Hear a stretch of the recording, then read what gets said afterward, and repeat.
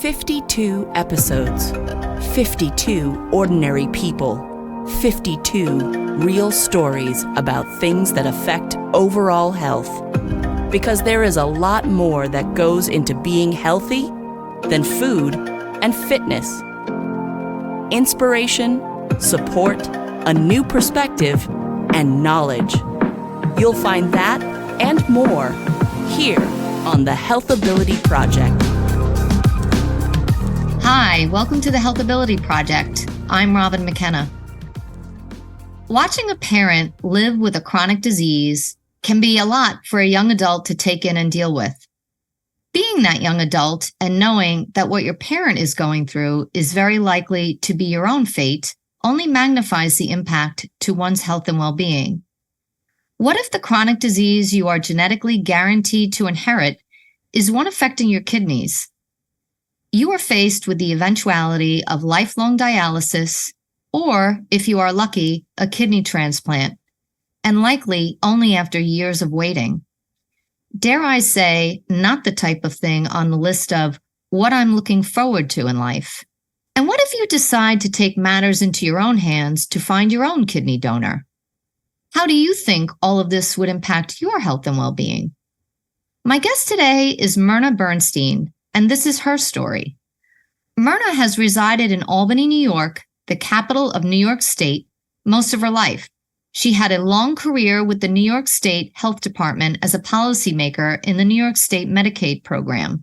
She's an avid live theater patron and has also performed on stage with some local community theaters. She is actively involved as a volunteer for a number of community organizations. Thank you so much for being with me today, Myrna. I am so glad to have you on the Healthability Project. Well, I'm so happy to be here, Robin. I've been wanting to share this story for a long time, and I'm so glad you have given me the opportunity to do this. Oh, you're so welcome. You're so welcome. So we've had a lot of conversation, and your story is really quite extraordinary.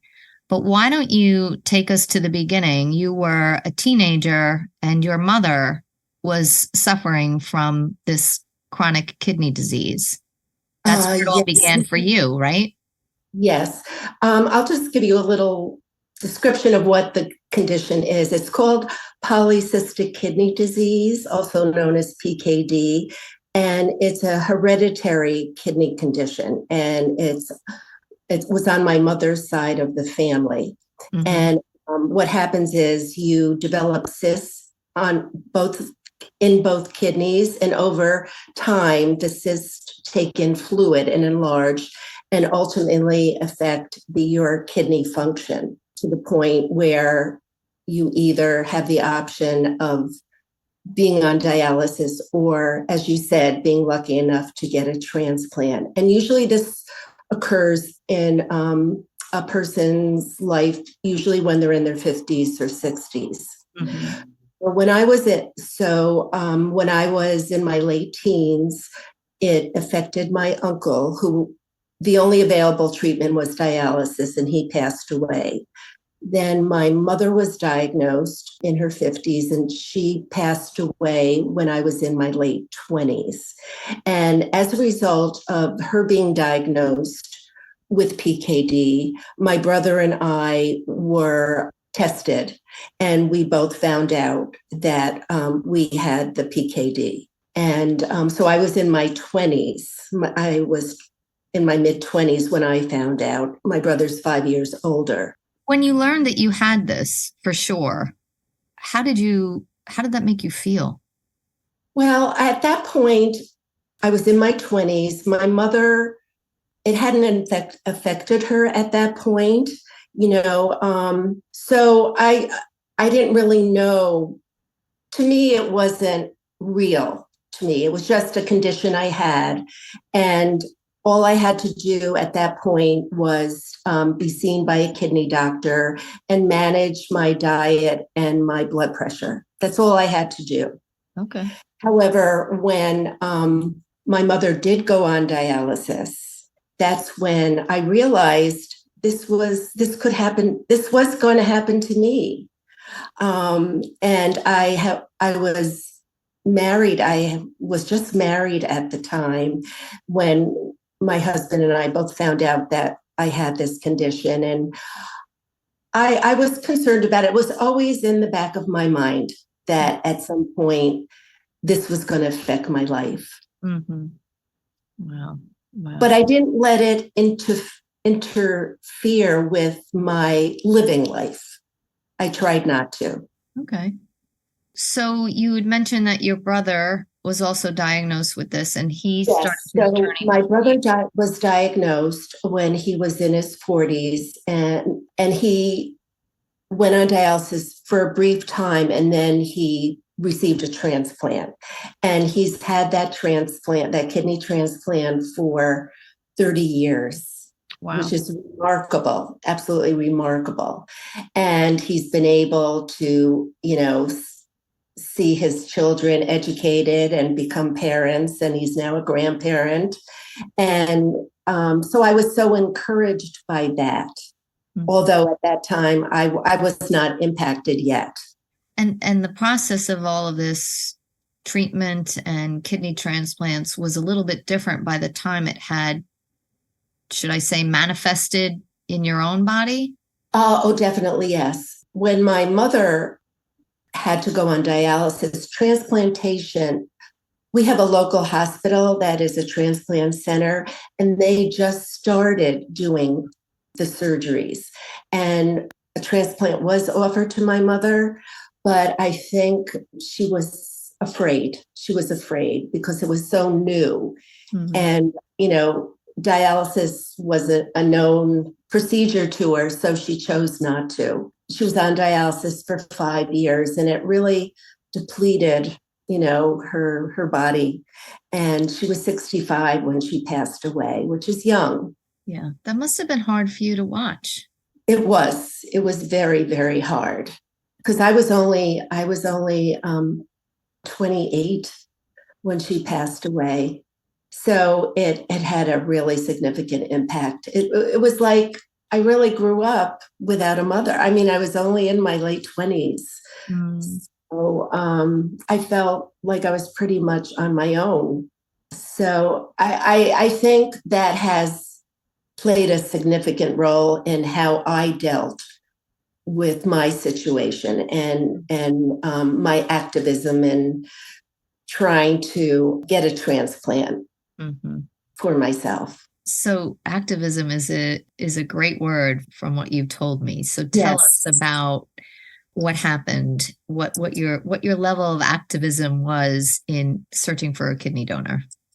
Okay, so time passes, and I had retired in 2010, and a few years later, my kidney function started to decline to the point where dialysis was going to be imminent. I still had time. My numbers were still acceptable, and I did have some kidney function, but I think my doctors wanted me to be accepting of what the outcome was going to be. And I was terrified of being on dialysis. I was evaluated to be a transplant candidate at the local transplant hospital here in Albany. So I was placed on the list and inactive because I wasn't actually ready for the surgery. When it got closer to my needing a transplant, and I was accepted and I was on the list, I had an appointment with my transplant surgeon. So we sat down, and this surgeon had performed my brother's surgery. He's an excellent surgeon. Mm-hmm. So we had a conversation, and he told me that because I had in early 2000, I had extensive hernia surgery. Mm-hmm. So I had mesh in my abdominal area, and evidently the way they do the surgery, the mesh would be exposed because they perform the surgery in the abdominal, through the abdominal area. And the mesh could get infected being exposed, and I would have had started immunosuppressant medication. So I would be at high risk for infection. So the surgeon recommended I go on dialysis first to make a decision as to if I wanted to proceed with the surgery. And I was like shocked that this was, a decision I had to make. I had no idea that this would have been was an issue for me. Mm-hmm. So I didn't want to have to make that choice. So as a result, I proceeded to go to another hospital to be evaluated. And they also turned me down because they performed the surgery the same way. So I was left without a transplant. I didn't have a transplant hospital. Mm. And I first needed, a hospital to perform the surgery.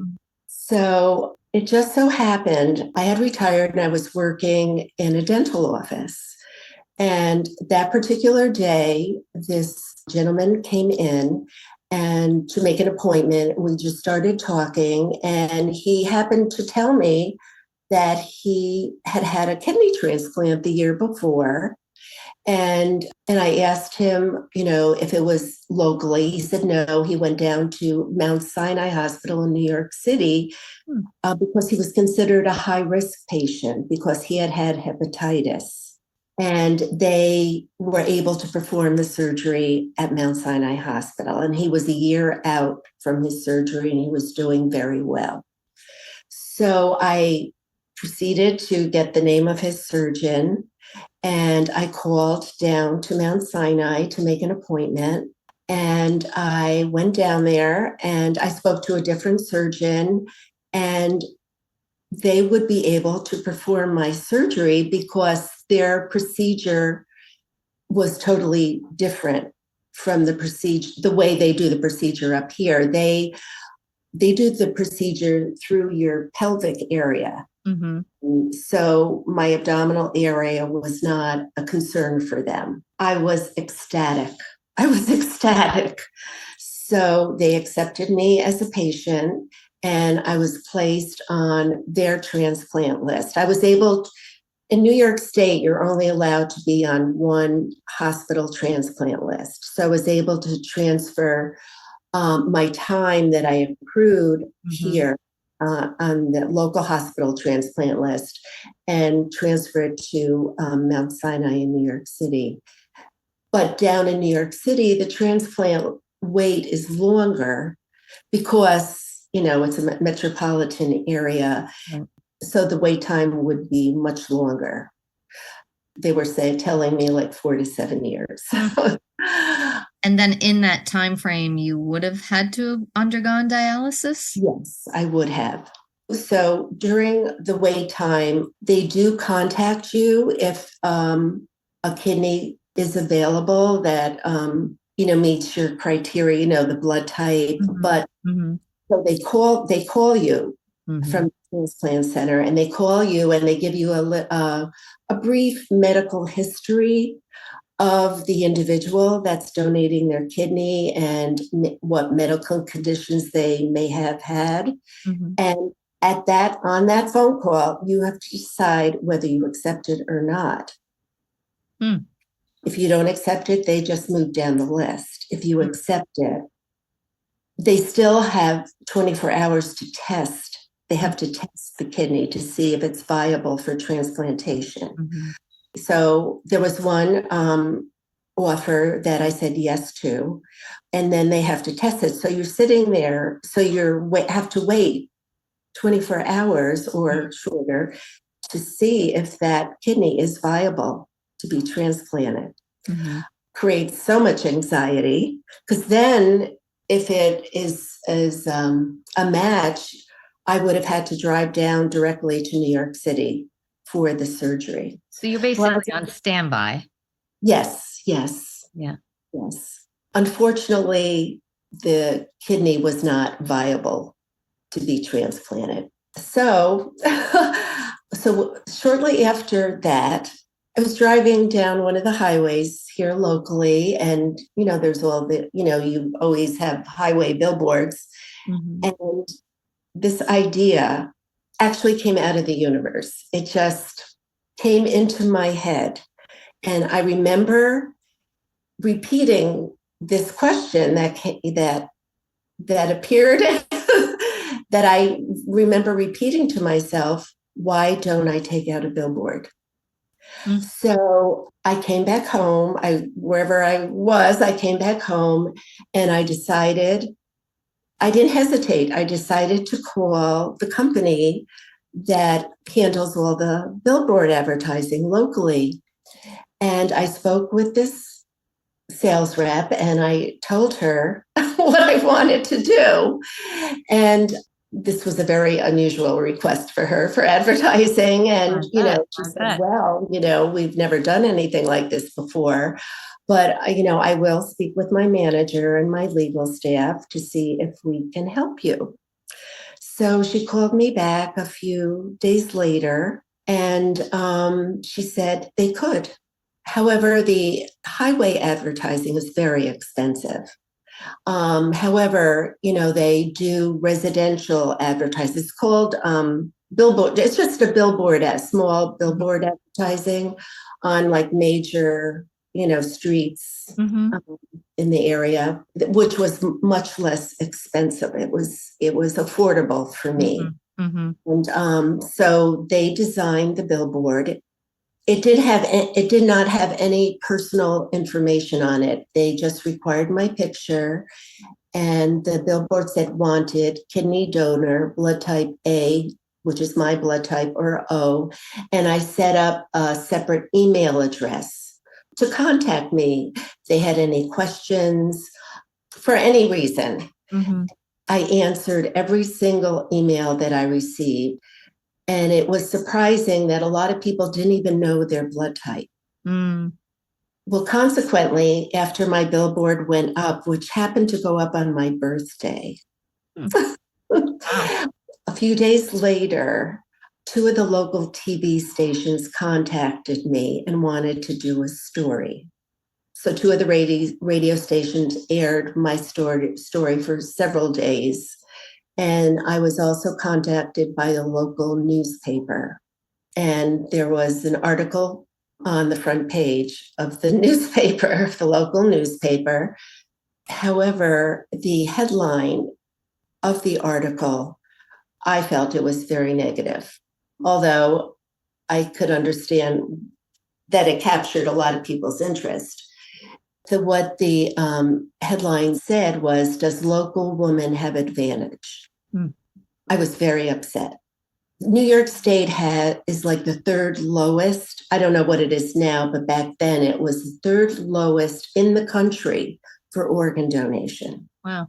So the article included that. And because I used my money to purchase this advertising, they felt I had an advantage over other people waiting on the list, which is totally erroneous. If I was able to get a living donor, my name would be removed from the list and someone could move up. Right. So I wasn't taking a kidney away from anybody. Right.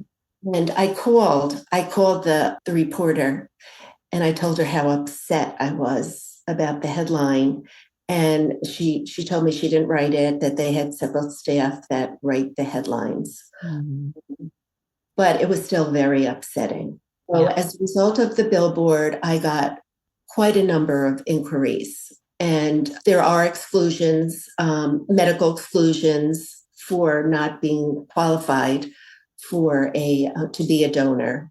The hospital worked with me. They sent me the disqualifications, and they also sent me the application that people needed to fill out to send down to the hospital to be considered. And also, because of the billboard, several friends came forward. And unfortunately, two friends were disqualified. Well, actually, all three friends were disqualified. However, two total strangers came forward willing to donate, willing to be considered to be evaluated by the hospital. I went down with each one.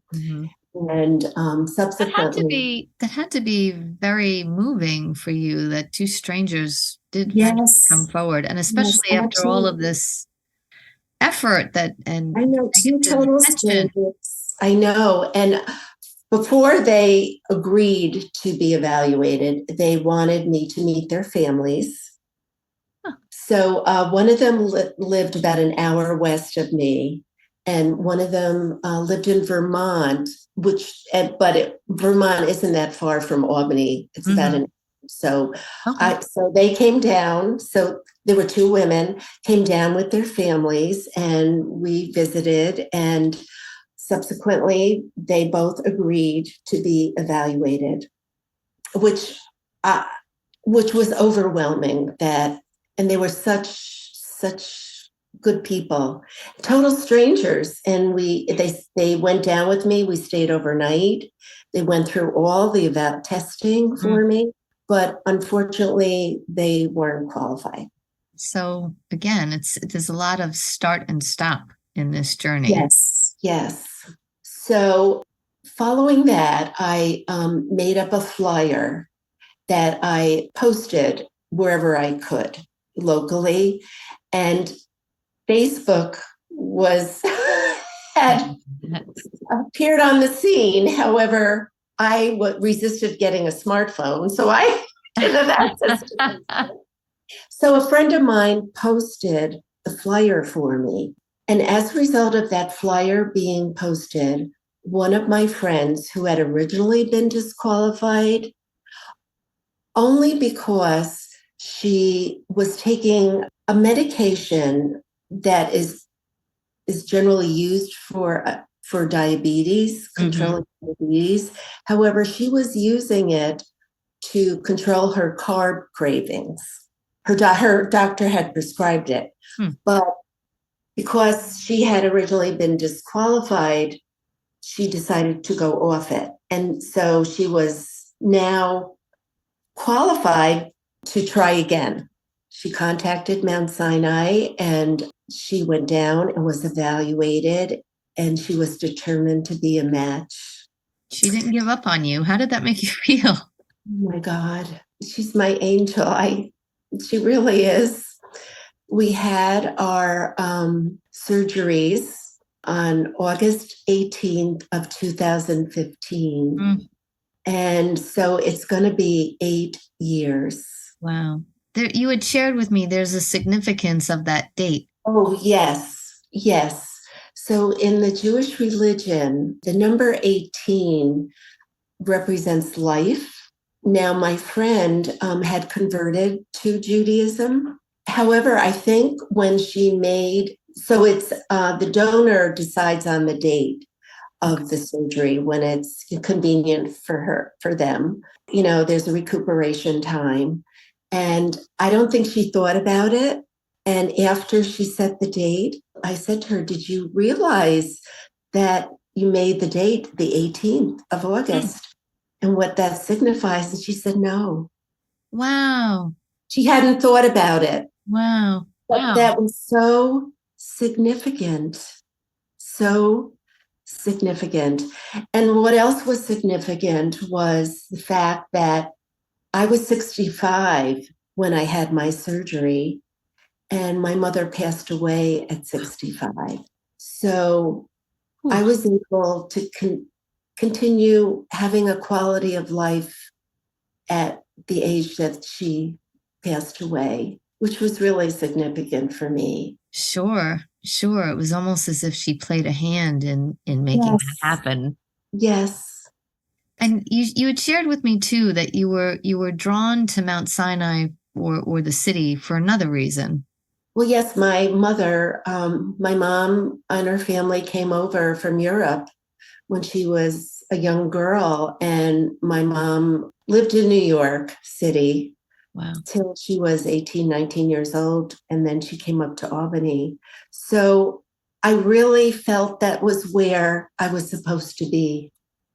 Wow. And I guess having that sense that you're in the right place at the right time just kind of helps to keep you calm and help you get through the significant experience that you were having. I mean, that is no easy thing. No, but I felt confident with my surgeon. I really did. And the care there was wonderful, was wonderful.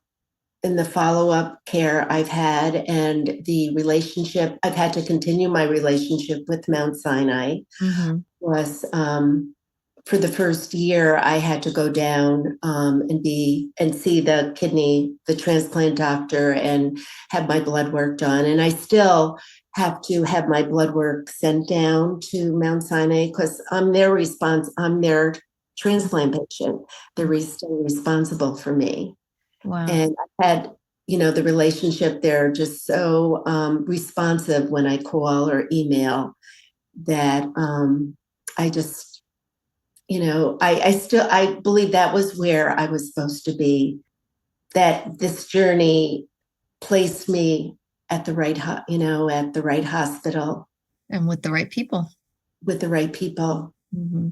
As you were going through all of this, I mean, obviously frustration, fear, anxiety. How did you keep going? Was there anything you kept reminding yourself of, or how did you manage to get through it? It's so daunting and so overwhelming. I was so focused and determined to make this happen. I really needed to make this happen for myself. I really did, because, I wanted to continue living and enjoying life. And, and I remembered what my mother had to go through and how limited their life became when my mother went on dialysis.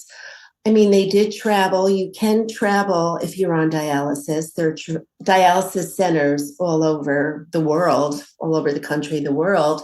But your travel is still limited because you cannot miss that dialysis session.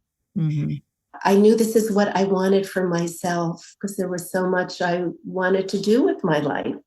Wow. So I was so focused. I was in this zone mindset.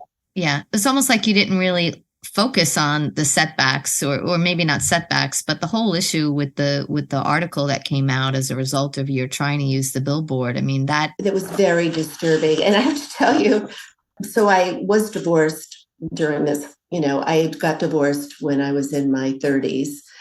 But my ex-husband who lives locally, he's remarried, wrote a letter to the editor of the newspaper in support of what I was doing. And my brother and a friend also wrote letters. And I just want to share the fact that I would never have met my donor if I had not been married to my husband, because my donor's husband had been my husband's best friend in college. Wow. And that's how I met her. Wow. And then you had formed a friendship over the years. And then a friendship. Wow. So that's why I firmly believe that people come into your life for a reason. You may not be aware of that reason at the time, but as you continue living your life, somehow that reason surfaces. And, I was going to share that with you, the random occurrences of people coming through my life that have created my journey. Do you want me to share a few of those? Sure. Okay.